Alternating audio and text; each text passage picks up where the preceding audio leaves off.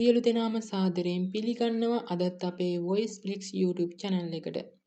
චිත්‍රපට වගේම පොත්පත් පවා ලියවිලා තියෙන කේචනීය කතාවක් ගැන තමයි අද වීඩියෝ එකෙන් ගෙනාවේ. 1949 අවුරුද්දේ බටහිර මොන්ටානා ප්‍රාන්තයේ Gates of the Mountain Wild Area ප්‍රදේශයේ දරුණු ලැබුගින්නක් ඇති වෙනවා. ඉතින් මේ ලැබුගින්න පැතිරෙන එක නවත්තන්න ඇමරිකාවේ ස්මෝක් ජම්පර්ස් කණ්ඩායම වනාන්තරයට ළඟා වෙනවා. අවාසනාවකට මේ ගින්නෙන් 13 දෙනෙක්ට දිවි අහිමි වෙනකොට 3 දෙනෙක්ට ජීවිතේ බේරගන්න අවස්ථාව ලැබෙනවා. ඉතින් වැඩි විස්තර නැතුව අපි යමු කෙලින්ම අද කතාවට.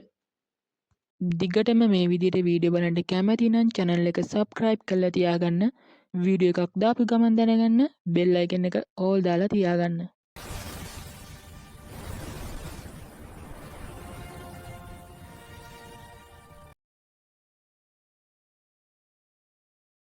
කතාව පටන් ගන්නේ ඇමරිකාවේ මොන්ටානා ප්‍රාන්තයේ හෙලේනා ජාතික වනාන්තරයට අයත් Gates of the Mountains Wild Area නම් ප්‍රදේශයෙන්.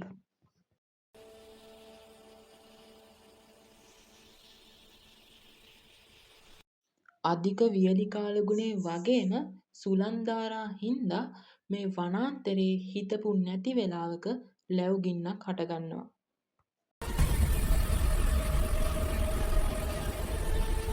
ඊළඟට අපි යන්නේ ඇමරිකාවේ ගිනි නිවන විශේෂඥ කණ්ඩායමක් වෙන ස්මෝක් ජම්පර්ස් කණ්ඩායම ළඟට.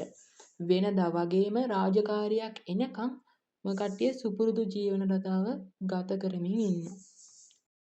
මේ අතරතුරේ දහවල් කාලේ නායක වැංගර් ඩෝජ්ට දුරකථන ඇමතුමක් එනවා. ඒ අර මොන්ටානා ප්‍රාන්තයේ ගින්න ගැන. ඉතින් මේ ඩෝජ් ඇතුළු ගිනි නිවන බටයන් 15 දෙනෙක් ගෙන් යුතු කණ්ඩායමක් ගුවන් යානකින් අදාළ ප්‍රදේශ කරා ගමන් කරන්න පටන් ගන්නවා.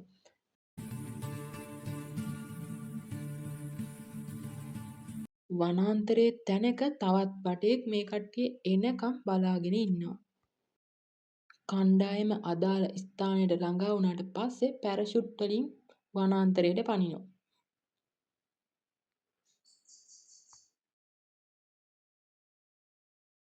මේ සියලු දෙනා වනාන්තරයේ මේ වෙනකොටත් ඉන්න බටයා සමග එකතු වෙලා ගින්නේ පාලනය තමන්ගේ අතට ගන්න වෙහෙසෙනවා.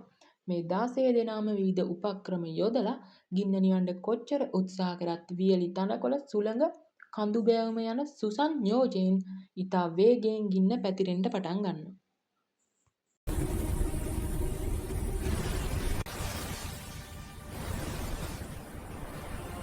ටික කාලෙ ගත වෙද්දි තේරෙනවා ගින්න තමාගේ පාලනේ නෑ කියලා. ඒ හින්දා තමන්ගේ ජීවිත බේරගන්න මීළඟට මේ කට්ටිය උත්සාහ කරනවා. ඩෝජ් නායකයා හැර ඉතුරු හැමෝගෙම මූලික බේරෙන මාර්ගය තමයි බෑවුමේ තියෙන ගලා යන ගංගාව. මොවුන් 15 දෙනා ඉක්මනින් ගඟ දෙසට දිව්වත් ගඟට යන මාර්ගයේත් ගින්න වසා ගන්නවා. ඒ හින්දා හැමෝම එකතු වෙලා කඳු මුදුන පැත්තට දුවන්න පටන් ගන්නවා.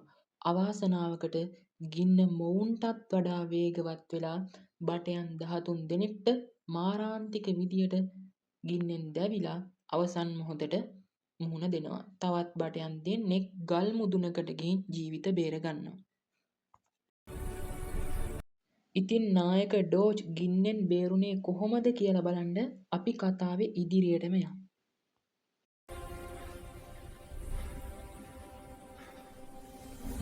මුලින්ම ගින්න පැතිරෙන්න උවමනා ඉන්ධන ටික ගිනි තියන්න කියලා ඩෝජ් අණ කරනවා. හැබැයි මරණ බිය වගේම කාලයක් නෑ කියලා ඒ දේ කරලා ජීවිතේ බේරගන්න කියලා හිතලා ඔවුන් දුවන්න ගන්නවා.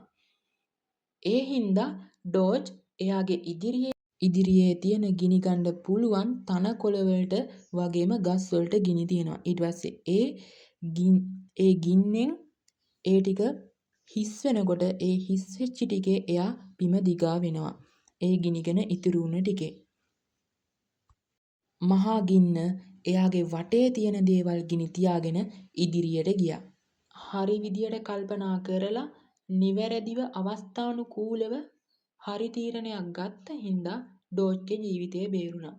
ජීවිතේ අපිට හැම මොහොතක් වගේම අභියෝගයක්. ස්ථානෝචිතව කල්පනා කරලා නිවැරදිව තීරණ ගන්න කෙනා ජීවිතේ සාර්ථක කරගන්නවා. තවත් දවසක මේ වගේ කතාවකින් හම්බ වෙනතුරු ඔයාලට සුබ දවසක්.